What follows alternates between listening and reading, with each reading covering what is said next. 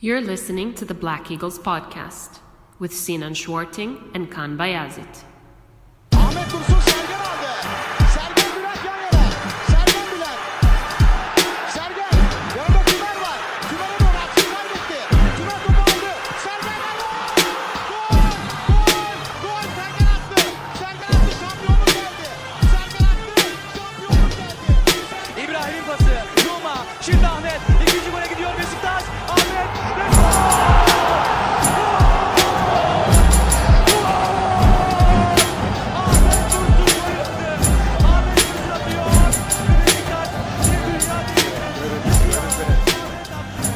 Welcome back, everybody. Episode 32 of the Black Eagles podcast. I'm your host, Sinan, live from New York City. And we've got another little bit of a special episode, if you will. I did promise a return to normalcy in the last episode 31. And I goofed. Well, not exactly.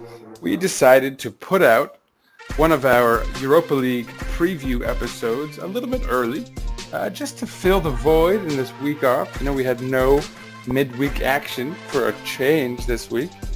We will be returning next week with a match against Malmo for the Europa League. But until then, Kaan and I figured we could get an episode out in the meantime. And Guillaume is coming from Nieuwsblad, which Kaan insists is a major sports media source in Belgium. So he's an expert, as always, a high-level expert, bringing you the best information, if you will, keeping you the most informed wing of the Beşiktaş Twitter multiverse, whatever we're going with these days.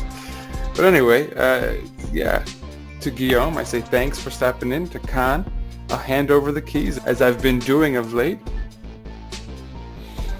And I hope you all enjoy. So without further ado, Kaan Bayazit presents Guillaume Maebe.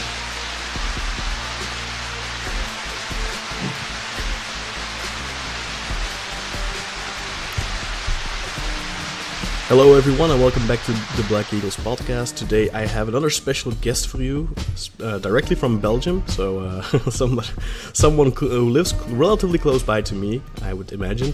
Guillaume Maebe. He's a sports journalist for Nieuwsblad, which is one of the biggest newspapers in Belgium, with one of the more reputable sports sections. And Guillaume, welcome to the podcast. Do you have anything else that you're working on right now that you're a little bit excited about or something like that? Hi, Kaan. Thanks for having me. I followed Club Rouge for a while, 7 years in Belgium. But now I'll be a little bit more free to do some general analysis on games, on players, on situations, maybe some more tactical things. So we'll see what this season will bring. So of course you were Genk, yeah. Oh, sorry. Please.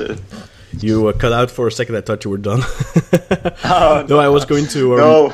I was going to remind our listeners, of course, of you follow Club Rouge, and that's one of the more painful European defeats that Beşiktaş have had in the past couple of years. Were you following it closely already back then? I was, but not as the main watcher of our newspaper for Bruges then. So I wasn't in Turkey when it happened, when Bolingoli scored two times there, and made you guys feel a little bit miserable, I believe. Yes. So I wasn't there physically, but at the home game I was there and I followed it. And for Bruges it was I think the most vibrant, the most beautiful memory of European football after Milan? In this millennium, probably after Milan, of course, with Mendoza was better, was more heroic, but this one was nice too because it got them a quarter-final place, so it was a big stunt for them. A quarter-final place that perhaps cost them in the long run in the league. I think they lost out on the title that year, in part due to that long European run. I remember them hitting the playoffs, and that good form was gone suddenly. Do you think that the system in Belgium, the playoff system, that can have a negative effect on teams that go far in Europe?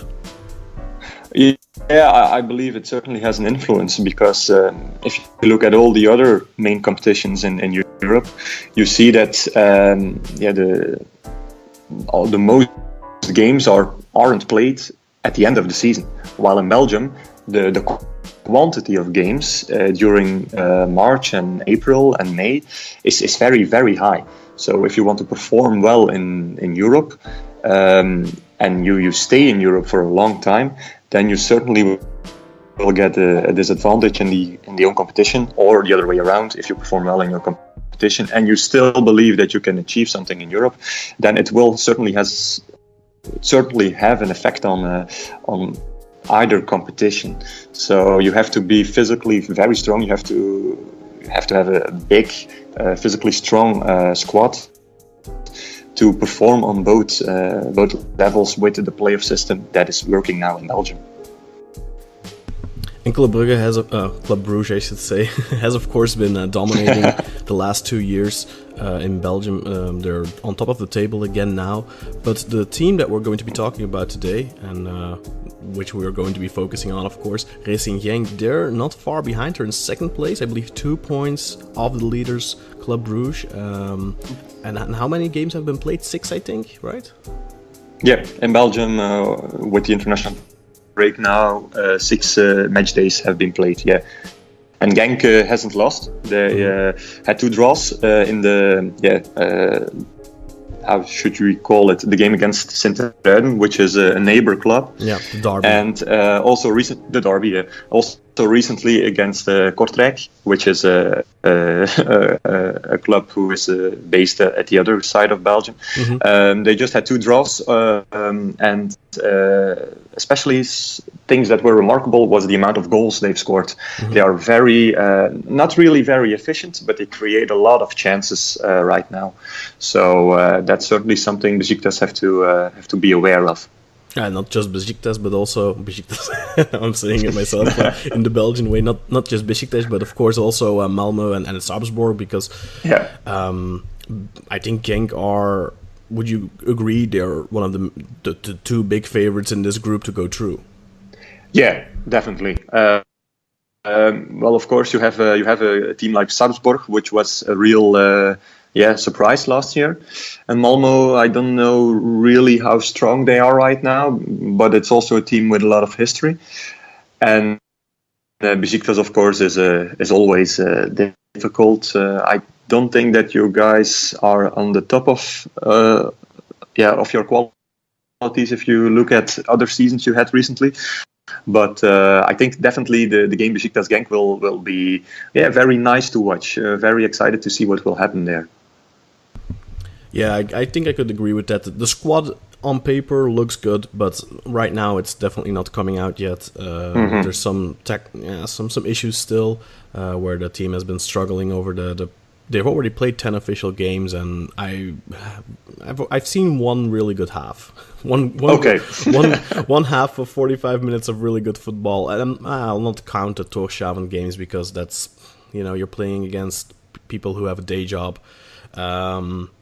But in the more competitive games, I think the first 45 minutes against Akhisar on the opening match day in the league, which is a tough opponent because they won the Turkish Cup last year. They'll be in the Europa League too this season and all that stuff. But apart from that, Beşiktaş have really been a little bit underwhelming this season. So I definitely think that Genk, who are in prime condition right now, of course that could change in a month or in 2 months. They meet first in November, I believe, on the 8th of November. So things by then could have changed. Beşiktaş could get in good flow. Genk could be in a more, I don't know, maybe the European games will have caught up to them by then, because they've of course already played 12 official games so far this season, if I'm not mistaken, and that's quite a lot in a relatively short time span. But let's talk a little bit about Racing Genk. Of course, Genk is a city in the province Limburg, where there is a large Turkish population due to the coal mines. Back in the 60s and the 70s, a lot of Turks, Moroccans, Italians and such came to Belgium, and they came to work in the mines, and a lot of them stayed behind, and there's a lot of second, third generation Turkish Belgians who live there right now. Beşiktaş have a self-inflicted European ban on away fans, really. Do you expect that a lot of those Turks will try and sit among the home crowd, and do you think there will be trouble? Yeah, I definitely think that they will try. I don't really know what the fan base at Genk is divided in, but I think there will be a lot of Genk supporters who will have Turkish roots, or definitely will have Turkish friends. So they will maybe even be registered as a Genk fan. So if a club of your country of origin comes to Belgium, definitely with Turkish clubs, we have seen in the past that a lot of Turkish supporters are also there in the places that are reserved for the home team. So I don't really think that that's problematic. If you look at fights or issues or I don't know what, but I don't think that's it for Beşiktaş, like they play abroad, that it will be a small home game for them. I definitely think if the ban wasn't there, that might be the case. I personally, I don't really expect huge difficulties, because there obviously won't be thousands of fans there, hopefully, from Beşiktaş, and Genk have a good amount of season ticket holders who I'm sure will want to go to that match. In the past, Beşiktaş have had some fan trouble, but that was always in cities where, in Kiev, where they have a reputation. In Napoli, there were some troubles, and then with Lyon. And those are all clubs that kind of have a little bit of a reputation of having a fan base that, they like the extra sportive activities off the pitch. Yeah. Unfortunately, and I think that's kind of led to this thing, because generally, I know Turkish fans don't have the best reputation around the world, but I wouldn't say that Beşiktaş fans have a hooligan reputation. There's not a lot of hooliganism in Turkey itself. There's a lot of, I don't know if you saw the footages of last season with when we played Fenerbahce in the cup, what happened there, but I did. that's hooliganism, of course, but in terms of riots and stuff like that, it's been a couple of years since quite a long time. I can't actually remember when the last time was that there were serious riots. But yeah, in Europe, unfortunately, sometimes that happens. And a little bit more about the club. So Genk are a young club, I believe, founded in 1989 as a result of a coming together of local teams, Waterschei and Winterslag, if I'm not mistaken. Yeah, it was a fusion of those two teams, and actually it 1 + 1 became 3, because Genk really. Was immediately a big club who was also immediately almost within 10 years successful by winning a title, which is a very big achievement if you look at the different amount of clubs in Belgium that actually succeeded in obtaining a title. And they also had several cup wins. They also recently had a title victory with, of course, Thibaut Courtois, Kevin De Bruyne, who are now big and very important international players of Belgium. You can say it. So they're a very young club. World stars. And they did it at a very tender age, I think. Courtois was like 18 or 19 or something. And and De Bruyne too, wasn't even 20, I think. It was they are definitely a young club who invest a lot into young prospects. Yeah, and they've won, I think, 3 titles in that time span, 1999, 2002, and I think 2010 or 11. What was the last one? Yeah, I think it was 2011, the second year that the playoffs were introduced in Belgium. And where would you rank them if you look at the post-World War II table? Because, of course, there's a lot of different champions that aren't in the top flight anymore in Belgium right now, that won the title before the Second World War. But basically that post World War II era, where would you rank them in the hierarchy? Ooh. Yeah, it's difficult to say because, like you say, KV Mechelen has become champion too in the 80s, and they now play in second division. So yeah, you're only as strong as your last game, they always say. And if you have to rank them, also because they are very young, if you look at their history, then Club Brugge, Anderlecht, Standard definitely have more history and more trophies than they have. But then if you look at the post 2000 era, then definitely Genk is one of those main contenders, just below Club Brugge and Anderlecht, I think. But this season they definitely are capable of putting their foot next to those two teams, I think. You alluded to the playoffs again there. How did Genk manage to qualify for Europe this season? Well, thanks to the playoff system. So you have playoff one system with 6 teams, and then all the other teams, number 7 till 15, plus 3 teams from second division. They play a kind of other playoff system in 2 groups, where they play each other. And there is a final playoff between the winners of those 2 groups, and that team, that was Genk, and they had to play that team, that was Zulte Waregem, and that team has to play against number 4 of playoff 1, which is the team that is the first team that doesn't obtain a direct ticket for European football, and that team was Genk, and Genk played in the playoff of the playoff against Zulte Waregem, and they won. So actually, they were 4th in the playoff 1 competition, and then they succeeded in winning that European playoff. So that's the reason why they are in Europe. It's very complicated if you hear it for the first time, but after several years, you get the gist of it. And it's quite coincidental that both Genk and Beşiktaş were in the quarterfinals of the Europa League 2 years ago, in the 2016-17 season. That was their biggest ever European achievement, I believe. Yeah, I think so. They once played Champions League group stage football. After those, I think even 2 times after those titles in around 2000. And then they played in a group. I remember Real Madrid was, of course, one of the biggest contenders they had, and they had a very big loss there. They also played Champions League football against Chelsea in 2012. Chelsea and Valencia were 2 of the main teams. But yeah, those were nice fixtures, but nice results weren't there. But the fact that they achieved in reaching the quarterfinals against Celta de Vigo 2 years ago was definitely the biggest European achievement they ever had.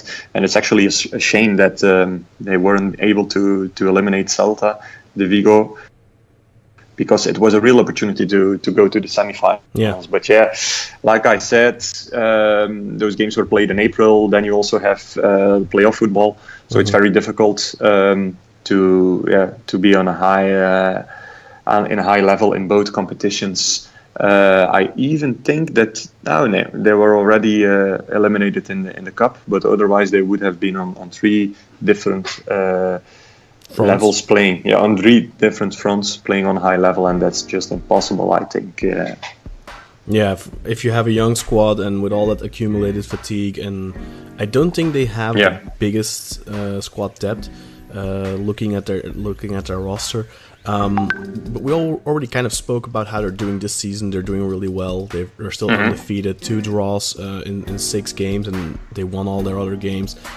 Do you see them qualifying directly for Europe this season, or do you think that so for next season then? Or do you think that this European campaign that they're currently on, they're one of the favorites to go through from this group? Do you think that may affect them and impact them in getting to that playoff, or in that playoff affect them negatively to achieve one of those direct tickets to Europe?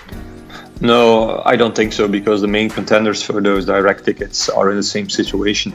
You have Club Brugge, you have Anderlecht, you have Standard, and you have Genk. Those are 4 teams that always go for those direct European tickets or go for a cup victory, which also gives a direct European ticket. So they both will have to suffer from fatigue, or they both will have to be able to play on those different fronts. So it will be depending also on how far every team will go. And in that case, maybe Club Brugge has a little advantage because they play in the group stage of the Champions League, and a fourth place in that group is almost a certainty. So no European football for them after January. While Genk probably will go through, and maybe will go through another round, and maybe another round. So they will have to cope with that. But I think that the other teams are also hoping for a nice European ride this season. So I don't think it will definitely, it won't affect them more than it will affect other teams. And let's talk a little bit about their key players. So for Genk, like we already said, they have young players. They have, I believe, their goalkeeper, Vukovic, Australian, who I think played almost his entire career in Australia. 33 years old now, has been playing there. This is his second season at Genk, I think. Yeah. And he's 33 years old, so he's their oldest player. Now, going forward then, their oldest outfield player is 29 years old. His name eludes me at the moment, but the rest of the team is like... Sek, I think. Ibrahima Sek. Yeah, I think so too. And the rest of his team is... like early 20s, mid 20s. Is that the policy that the club goes by? They don't really have that experienced player anymore that they had in years prior with Thomas Buffel. Do you think that's going to maybe also end up costing them a little bit in Europe, or? Well, it's definitely a certain. It's definitely Genk politics or Genk policy, if you would have to name it, to buy young players and to sell them with a high sell-on, with a high add-on, to gain some financial profit. And if you look at the transfers they did this season, you can see that there was one 18-year-old, one 20-year-old, another 20-year-old, another 20-year-old, someone from 22 years old, 24, and the last one was actually a loan player they had last season, which now has a permanent contract at Genk, who is 27. So he was the oldest one.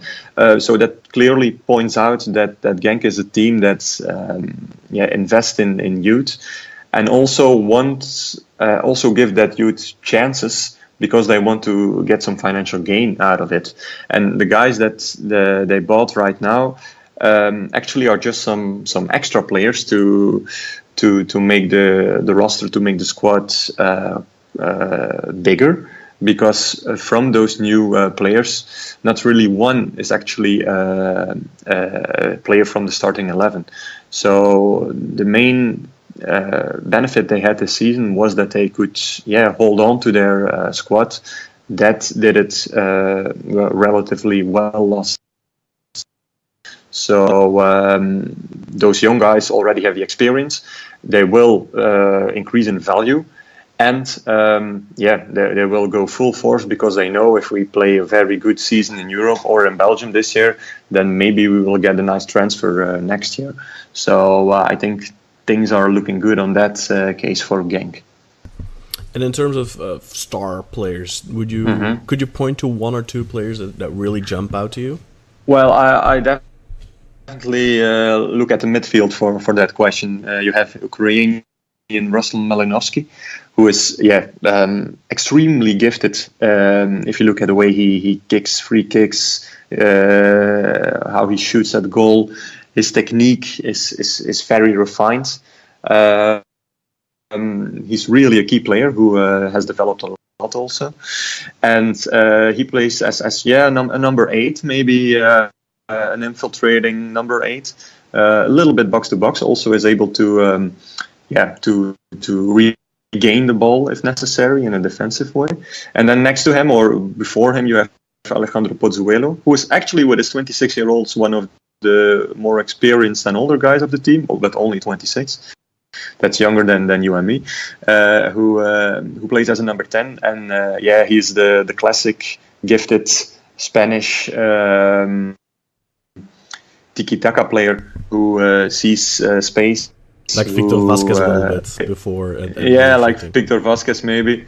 He sees the space, but he's also able to reach players in that space. So and he works that a are lot two harder, qualities.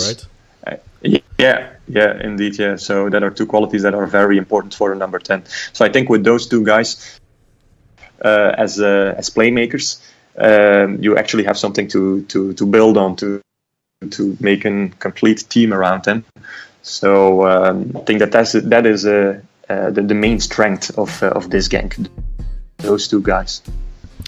And what about newly dubbed Belgian international Trossard? Is he one to watch for Beşiktaş and for the other teams in the group? Yeah, definitely. Of course, he benefits from those two center midfielders. But he's a winger, normally a left winger. But in the system of Genk, he swerves around. He looks for opportunities and space across the entire attack.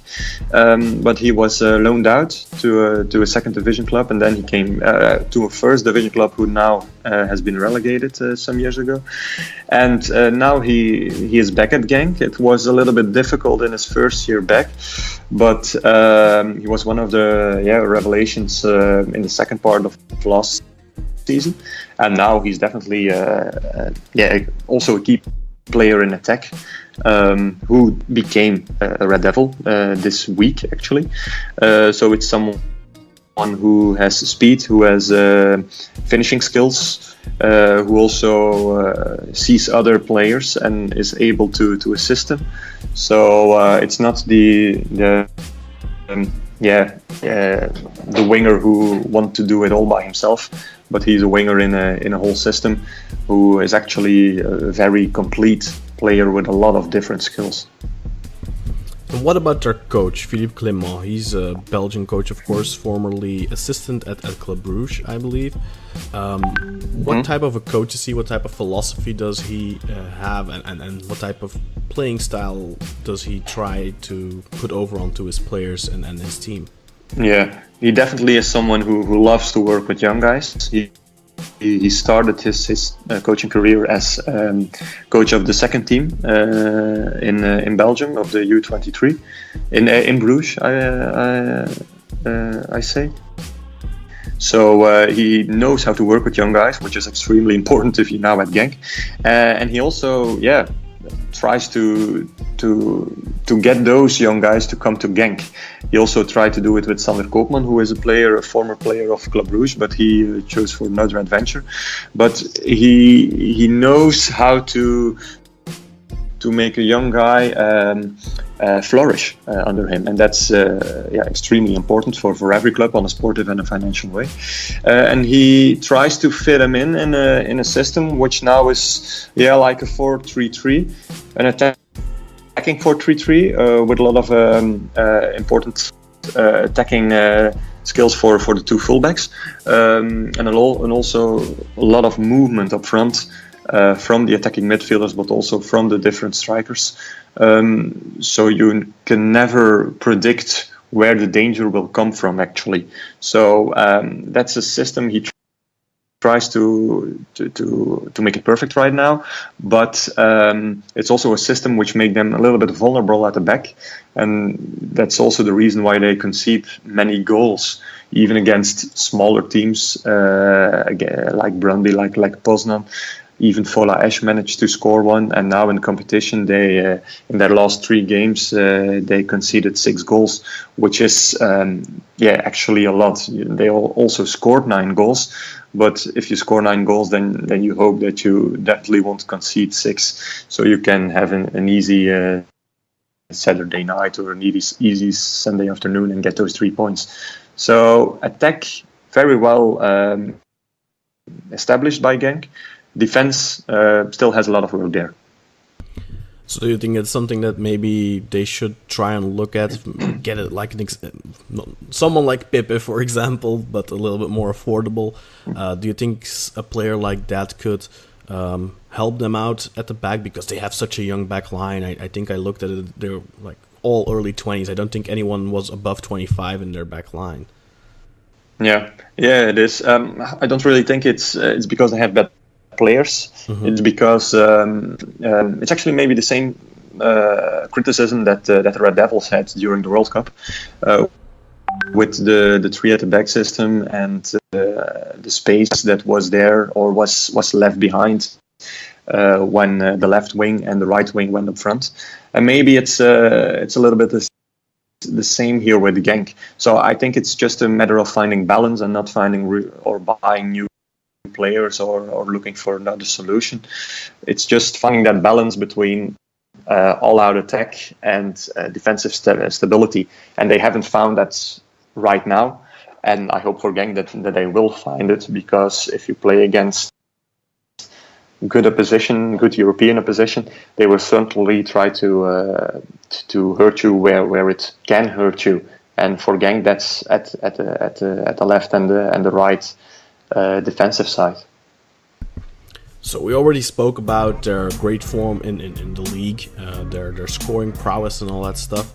But they also showed that in their European qualification matches early on. They played Vola Esch, we already mentioned, from Luxembourg, and absolutely walloped them 5-0 at home, 1-4 away, 9-1 on aggregate. Then the Polish side, like Poznan, who definitely shouldn't be a pushover at least, 2-0 at home and then 1-2 away, 4-1 on aggregate. And then finally Brøndby from Denmark, again impressive, 5-2 at home and 2-4 away, 9-4 on aggregate against a Danish side, which, okay, fine, the Belgian league is considered higher than the Danish league and the Polish league, but still, to beat those teams 4-1 on aggregate, 9-4 on aggregate, that's not something to scoff at.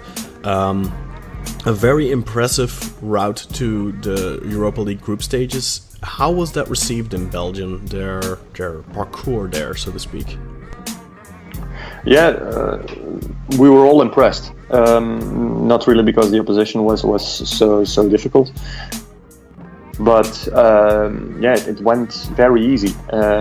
They also had to start in the second round, like you just summed up, and the way to the group stages are definitely long if you have to start in the second round, because you have to win 6 games, and even when you're one of the protected teams in the draw, then you still have to win all those games, and they did it with a lot of ease. But against Brøndby, you saw that the defensive issue was there already, because they could have won 5-0 and not 5-2, or at Brøndby they could have won 0-4 and not 2-4. But there were several moments that they let Brøndby came back in the game, and they had a lot of, because of the fact that they scored so many goals, it was never really dangerous. But you can't you can't have an advantage of 2 goals and let the opposition come back in the Europa League group stage, of course, because you need those 3 points and you can't take that risk. You can't make it dangerous, actually. So for Genk, it will be the case to find that defensive stability, and I think that's also the lesson we've learned in Belgium. They were nice. They played nice football, attractive football at the start of the European qualifying, but against Brøndby there was a little bit of criticism to the defensive thing. So I think they are aware that it wasn't all 100%. That they need to be aware of their bad qualities at the moment and have to work on that. And then moving on to the European draw, and this is quite coincidental because there were 3 Belgian clubs and 3 Turkish clubs in the draw, and all 3 Belgian clubs came up against 3 Turkish clubs.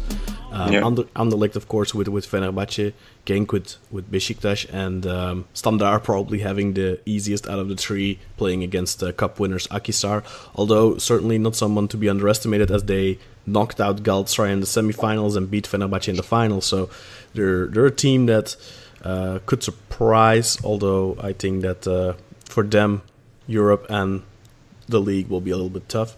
But Beşiktaş and Genk drawn in Group I together with Malmö of Sweden and Sarpsborg of Norway, who we already spoke about earlier.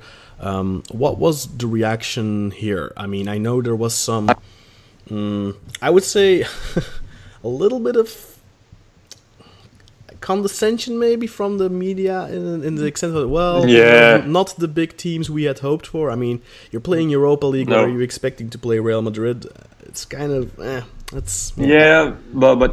like Zotte Waregem last year, they had a Dutch team, Vitesse. Sorry for that. A Dutch team, Vitesse, which is always nice to have a Belgian team playing a Dutch team. And then they also had Marseille from France, and they had Lazio from Italy. So that was considered as a nice draw. While this is, Beşiktaş, of course, is a nice team, and Anderlecht Fenerbahce is a really nice fixture. But Danish and Scandinavian teams in general aren't that attractive, I think, for Belgians or also Turkish sides, I believe, because they play smart football, don't take a lot of risks. They know how to put up an organization with their teams, but it isn't a team that attracts a lot of public to the stadiums here in Belgium. So it's a nice test, but it isn't a Lazio or a Marseille for whom Genk fans will come to the stadium, I think. But Genk starts with a home game against Malmö, which have to be 3 points. Then they have to go to Sarpsborg, and if they can win there, they start with 6 out of 6. And then the way to the second round is open, and then they play Beşiktaş 2 times. First in Turkey, then in Belgium. So those games, I don't think they will be decisive for qualification for the next round, but they will be decisive for the win in the group stage. Yeah. But even I remember when I went to the Brugge Beşiktaş match, I was surprised by the turnout. It was very low. I think there was like 13,000 Brugge fans or something like that, I think. Why do you think that is, that there's not that much interest maybe in the Europa League, unless it's a really big name, like for example Chelsea or Arsenal, who were also in the draw, and who I imagine the media and maybe perhaps Genk would have preferred. But of course, you're in pot 2, so you're automatically going to play against smaller teams, I think. Yeah, it is. But of course you have the financial question, because if you're a season ticket holder, you have to pay additional to go to European games, which is logical, but it isn't always easy to add another 100 or 120 or 150 euro for 3 home team games, where the opponents aren't. I don't believe that a lot of Genk supporters can say one player of Beşiktaş, one player of Malmö, one player of Sarpsborg. So that isn't really attractive. And you also have the fact that the games are played on the Thursday evening, which isn't the most attractive moment during the week. So those things combined make the Europa League a little bit less interesting. So those are 2 main reasons why the stadiums aren't full during those games. And I can see that logic for sure. As for the game, maybe it's different still. Club Brugge is a team that aspires to be in the Champions League. I think Genk are, they're more happy with that Europa League, perhaps. Like, they had a great run a couple of years ago, and honestly, it's one of, if I have to say, from the Belgian teams in the last couple of years, I love the way that they have approached the Europa League and the enthusiasm that they've shown, and they've played some amazing games. For me, definitely, when I saw the draw, I was happy because I'll reveal a little bit of myself. Genk is my favorite club in Belgium. I'm not a big, huge fan or something. I don't follow them religiously. When I was younger, I used to follow them a lot closer. But I was very happy with the draw. But at the same time, I think it's a very dangerous opponent for Beşiktaş. I think, for example, Standard, if I look at that to me, that's a team that in Europe, they're always kind of not really. They're always kind of disappointing, I would say. Everything or nothing with Standard most. And Genk it's all the way or very bad. Yeah, and even Genk, for me, in the Europa League, they're a very dangerous team. Anderlecht, I think it'll depend a little bit how much will they prioritize the league, because obviously their main goal is to win the title again, because not winning the title for 2-3 years, that's a bad thing there. So that's definitely something that I would say for Beşiktaş fans to be wary about. So what do you think the mindset of the club is going into this Europa League campaign, this group stage campaign? Is it a must to go through to the next round? Is that going to make or break their season financially, perhaps, as well? Because there's often talk of the Europa League not being as lucrative as a Champions League, and obviously that is true. However, I think a quarter-final in terms of prize money can easily net you over 10 million euros already, and for a club like Genk, that's a lot of money, I would imagine. How important is it for them to go through, and what are their goals, you believe, in this campaign? Yeah, well, the total amount of prize money has been increased this season, but the amount of Champions League money also has been increased. So it isn't because the difference between the two main competitions is the same. So I can add another million to the total amount. If you add 2 million to the Champions League amount, the difference with the other team stays. So I don't think it's necessary for their financial development also to go far into the Europa League. But I think it's more like an issue of PR, of resemblance to the other European teams. You are Genk, you achieved of reaching the quarterfinals 2 years ago. Now you're back in Europe. You are there in the group. Everybody, some teams will remember, you were quite good there. You also won against Athletic Bilbao in the group stage, and then Sassuolo, an Italian team, you beat. So it will definitely be a question of PR and show off to other European teams. From hey, we're Genk and we're able to beat a club like Beşiktaş while doing it good in the own competition. But I think that if they would have the choice of becoming second in the league, which gives them the opportunity to play in the third qualification round of the Champions League, or have another quarterfinal in Europe, I think that they will go for the first option right now, because nothing beats Champions League football. That's of course true. But of course, in the Champions League, you do have this factor of, yes, the prize money has increased, and it's mainly in winning a game. Before, I think it was like 1.5 million euros, which was already increased from what it used to be before that. And I believe it's been increased now again, this campaign. But like you said, get every point earns you 700,000 euros. Yeah. So a victory will be 2.1 million. Which is insane, of course. For Turkish clubs, Belgian clubs, that's amazing money. But of course, then you have to also think. You said earlier, Club Brugge are in a very difficult group. I think with Liverpool, Napoli, and who else were they with? Monaco. Sorry. In Champions League, right? This season. Yeah, they were. It's Monaco, Atletico Madrid, and Borussia Dortmund. Right. Who am I thinking of with the Napoli then? Well, they played against Napoli in the Europa League 2 years ago in the group stage, Bruges. Yeah. And Liverpool, that's actually their wish to play in Europa League or Champions League every season, but because they played a European final against them in '78, which was one of their best European experiences ever. So they always are rooting for a draw with Liverpool, which was a possibility this season again, but that didn't happen again. Would you really want to play them now, though? In this European I don't know. Well, Ivan Leko, the coach of Bruges, was rooting for a draw with Real Madrid. So. But I think Liverpool would have been a nice second, yeah. But Real Madrid, I think this season is a very interesting draw, because they're coming off the Cristiano Ronaldo era. You don't really know how they're going to do. If you beat them, it's still Real Madrid.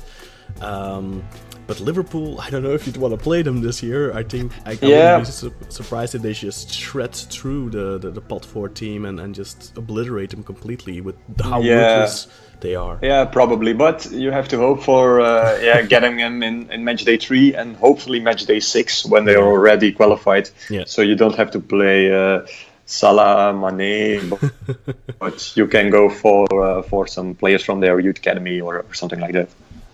But getting back on topic now, Guillaume, what is your expectation for Genk this season in Europe? We already spoke about their own goals, but what do you personally expect them to achieve? Well, first of all, that group stage, would have must be quite easy for them. So Malmö and Salzburg, those are the win games at home. And the games against Beşiktaş is just try out, just a way of looking, how far have those last months, are we able to dominate a team like this? And if they are able to dominate a team like Beşiktaş, then they definitely should hope for the best, for maybe even reaching the quarterfinal again.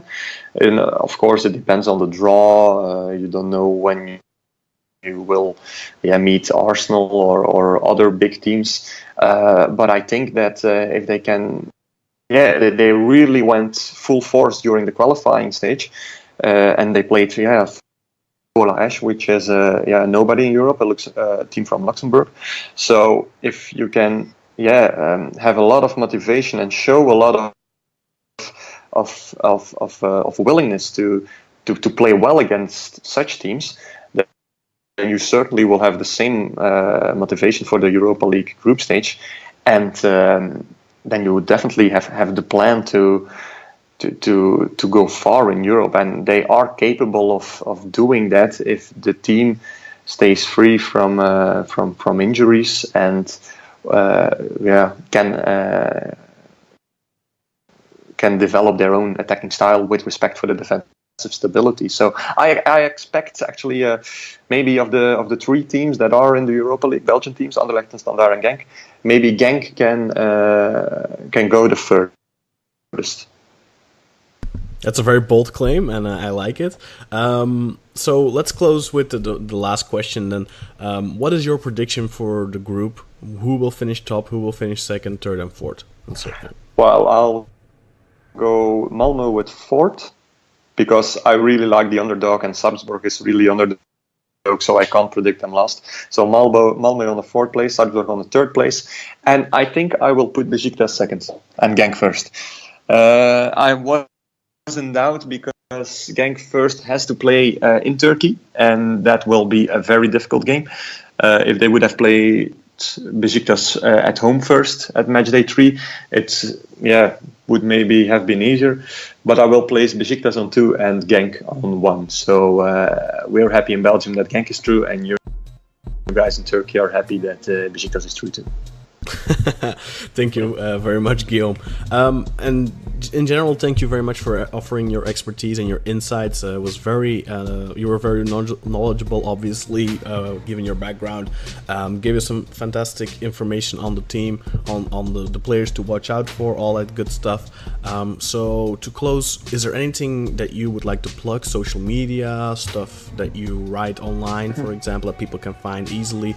Obviously, they can buy Nieuwsblad or become a subscriber on the digital platform of Nieuwsblad if they speak Dutch.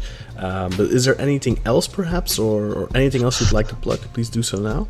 Not really, but I think you maybe also have a lot of listeners who can speak Dutch, so I definitely would encourage them to subscribe for het Nieuwsblad. Then they will find the general analysis, but also maybe some more tactical analysis in the future. So if you're interested in that, tactical analysis of the Belgian competition, but also European competitions and the Europa League, Champions League. So they definitely have to subscribe if they're interested in that. And I will plug also everything on my personal Twitter account, which is just my name, @Guillaume Maebe. So you can follow me there. And we will, of course, have your Twitter handle in our description. So for everyone listening, you can just go down to the description of the podcast and you can find the Twitter handle there and follow Guillaume on social media, of course. So once again, thank you very much, Guillaume, for helping us out, for giving us your insights on Racing Genk, one of probably Beşiktaş's biggest contender to go through to the next round. Fortunately, there's two spots to go through. But of course, you know, Sarpsborg, spoke to Ben Wells the other day about them, and for the listeners, make sure you listen to that episode as well. And I'm going to be speaking to Johanna Frenden about Malmö. Sarpsborg sound like an interesting team with some real good physical attributes up front, a real strong, typical number 9, like you would come to expect from a Norwegian side. Of course, in Belgium, we've seen Rune Lange and Bernd Setternes in the past. But they also have real heroes back in the days. Yeah, they were in that Champions League campaign where they played against Galatasaray. Yeah, they were pretty good then. A magical goal from Setternes. And the one from Verheyen, I remember that very well. The camera zooming in on him before he was going to score. I was like, he's going to score. It has to happen. It was written in the stars. It really was. But all the information is in the info section. So for me, Kaan Bayazit, and my guest Guillaume Maebe, who you can follow on Twitter. Whenever you're listening to this, good morning, good afternoon, good evening, or good night, to steal a line from a movie. That'll do it for us for today on the Black Eagles podcast. Thank you for listening. Bye.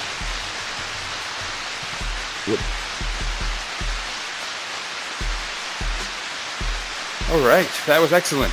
Thank you to Guillaume, and of course to Kaan for getting Guillaume to do this episode. Once again, Guillaume is coming at us from Nieuwsblad, a major Belgian news source, and he is clearly an expert in the field. One side note I should mention is that Kaan and Guillaume recorded this episode a few weeks ago. At the time, 6 matches had been played in the Belgian First Division. Since then, 2 more have been played, but their analysis is still quite apt because Racing Genk is still only 2 points behind Club Brugge in second place in the Belgian First Division. So nothing they said was inaccurate, despite the slight delay in releasing this episode versus when it was recorded. But besides that, so hopefully we'll be prepared for Genk, and that the squad will know as much as we now do about our upcoming opposition. Of course, Genk is not who we'll be facing next. Our upcoming match in Europe will be against Malmö, so we have a little time until this information is particularly relevant to us. Until then, of course, we will be seeing Kayserispor this coming Saturday, so stay tuned. We will, of course, be coming back post-match, and of course, this time it will be with Kaan. It will be a return to normalcy, as I promised. But so yeah, stay tuned for that as always. I hope you enjoyed this episode. I certainly feel like we all know a little bit more about our upcoming Belgian opposition than we did prior to hearing out Guillaume and Kaan. So yeah, thanks once again, finally, to Guillaume, and I wanted to say that again so that I can also plug him a last time at GuillaumeMaebe on Twitter. Find him there at Guillaume Maebe. Again, if I'm butchering his name, apologies. But yeah, find him there. Tell him that you found him through the podcast. And of course, let anyone else you know who's interested in football, who's interested in Beşiktaş in particular, share with them the sensation that is the Black Eagles podcast. And follow us on Twitter at Eagles_podcast. You can find mine and Kaan's personal information in the info that wherever it is that you're finding this podcast. Of course, you can find us on iTunes, Google Play, Spotify, probably wherever else you may be looking for a podcast. But that's all I have to say. We'll see you guys Saturday post-match, perhaps Sunday, however long it takes in post-production. And until then, as always, go Beşiktaş. Şimdi Bobo'nun önüne. Bobo aldı. Bobo girdi. Bobo çok babasın. Çok harikasın. Çok güzelsin. Harika. Bobo. 2-0. 2-0. 2-0. 2-0. Güzel bir kez söylemek istiyorum. Lovren geldi. Dışarı attı. Goodbye Liverpool. Goodbye. Beşiktaş Liverpool'a gidiyor. Karakart'tan Sinan geliyor. Beşiktaş Liverpool'a gidiyor.